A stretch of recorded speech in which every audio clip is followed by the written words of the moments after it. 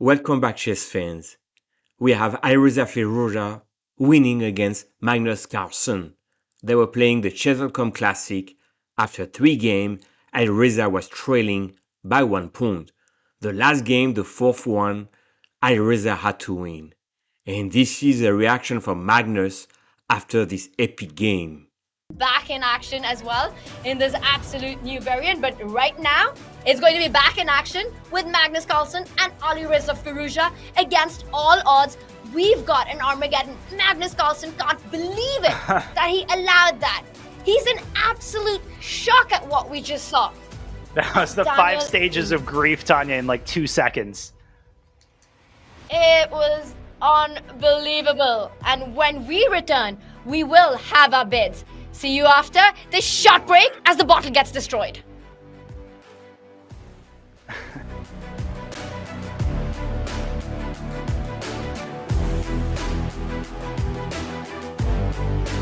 And after that, Firouzja wins a tiebreak called Armageddon. They do a second match and he wins to become the champion. So let's go to that game with the footage and what went wrong for Magnus Carlsen in the last game. So Firouzja with white start with d4. Time control 10 minutes plus 2 seconds increments. d5, c4, e6. We have the queen's gambit. Knight c3, knight f6, we exchange. And this is the very classic position. And over here, Firouzja doesn't get anything in the opening. The best move in the theory would be queen f3. But then we enter a net game, and this is very dry, very hard to win against Magnus.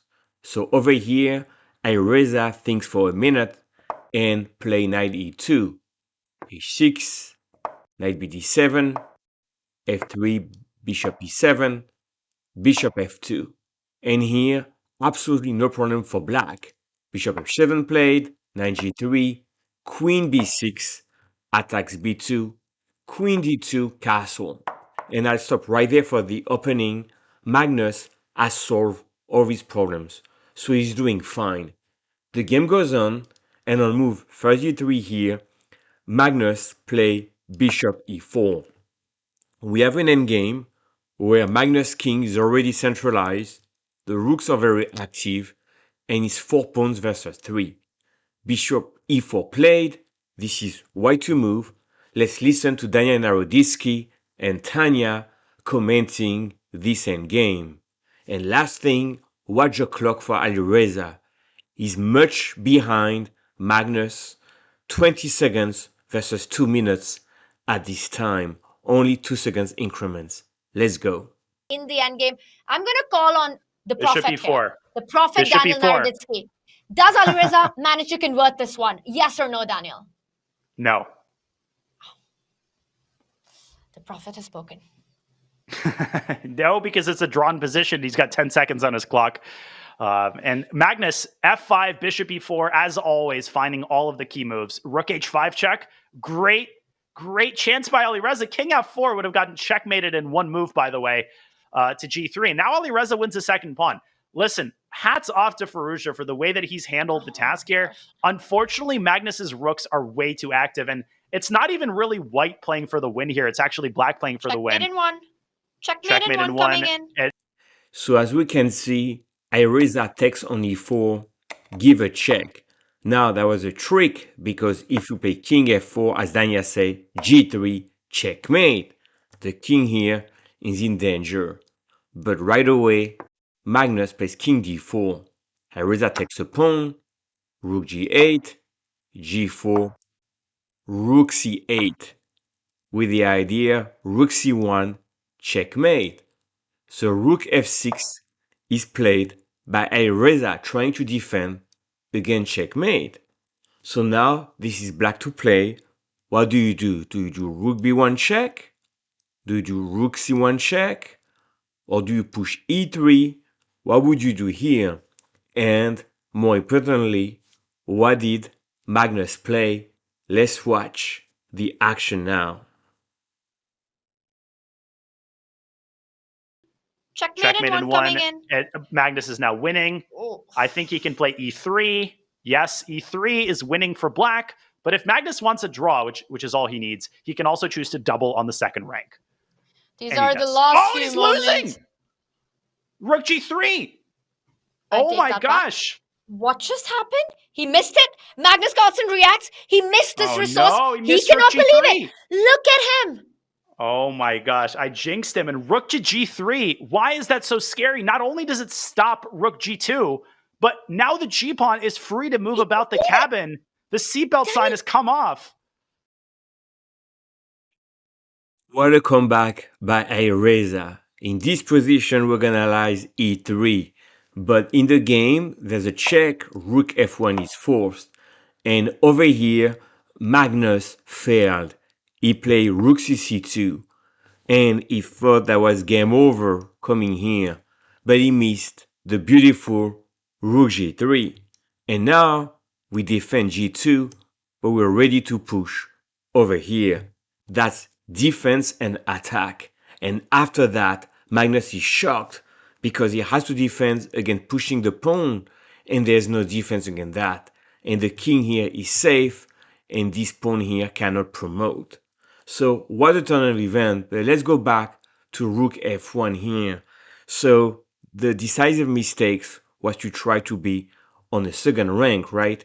Instead, if you capture on f1 here and you push e3, that pawn here is too dangerous. Let's say you push b5 with the white side, king e4, let's say you do a5, king f3, and you have checkmate. If instead of being rook e4, you play rook c3, king f3, rook c1, rook g2. And now e2 check, followed by rook g1, decide. So here you can do rook c3, try to defend. And over here, you're gonna win with black because you're threatening this checkmate.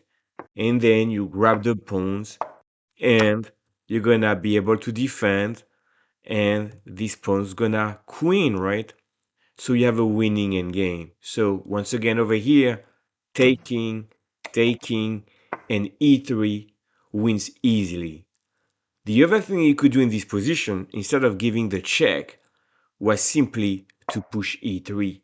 And that's again very important because you're threatening checkmate. So if you do g5, you do check, and now rook c2.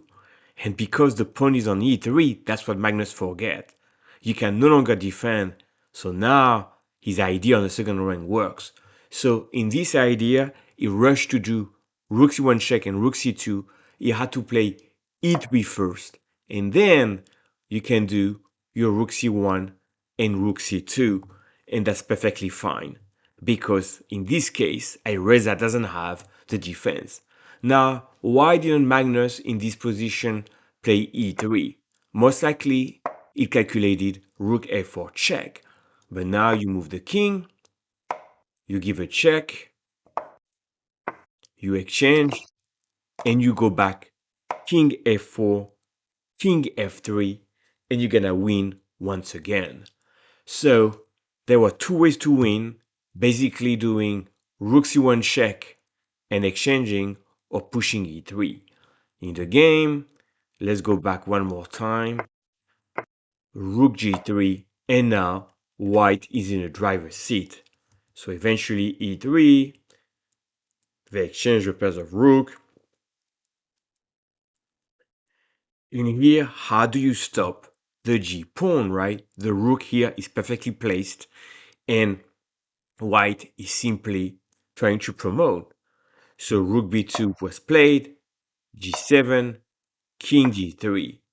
And here, Dania says, well, maybe we can be fancy and take on e3. But Firouzja play king f1. So first of all, you have to be ready to defend against rook b1 checkmate.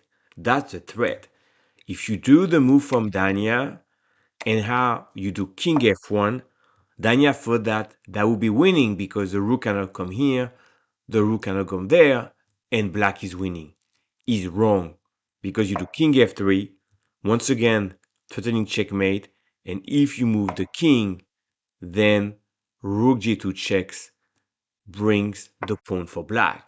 So in this position, it was very important not to take on e3, but to play king f1 to avoid checkmate. Now there's a check, and here black resign. Why is that? Because after this, king f3, you give a check, I come back here, and now you are out of luck with black, and white is gonna promote with the queen. So this was an incredible story. In this position, black could win in several ways, very unusual for Magnus, but under the pressure, despite being ahead on the clock, he went too quickly, thought he was winning here, and then realized he rushed things. So kudos to Alireza. He was definitely down in this game, did not lose, ends up winning, and then win the entire tournament and the grand final. Amazing stuff showing Alireza Firouzja's talent and one a rare Magnus Carlsen meltdown. I'll see you in the next one. Towards the e pawn. You could also go back to g1, but I think he wants to put that king on e1, just making sure the e pawn's under control and the h pawn, the g pawn coming together. How do you fight this? King d3 has to be tried. Magnus still trying. Rook takes C7. pawn. Rook takes But pawn king and king f1. Takes rook. It's winning. That's it. That's it. Oh my gosh. The king. Armageddon incoming. The king goes to f3. It hides. The g pawn cannot be hidden from that g8 square. And Magnus cannot believe it. He's so mad at himself. Wow, you never see this. You never see. Oh, and Magnus is furious. Magnus is furious, and he should be, because this is just not something you ever see from him. Absolute hats off. Round of applause for Alireza Firouzja. He was the only one in the room who did not give up. Even the commentators gave up. I certainly did. And I think people can forgive me for that. Magnus is, he is ballistic. He is going ballistic on the camera. He is mad.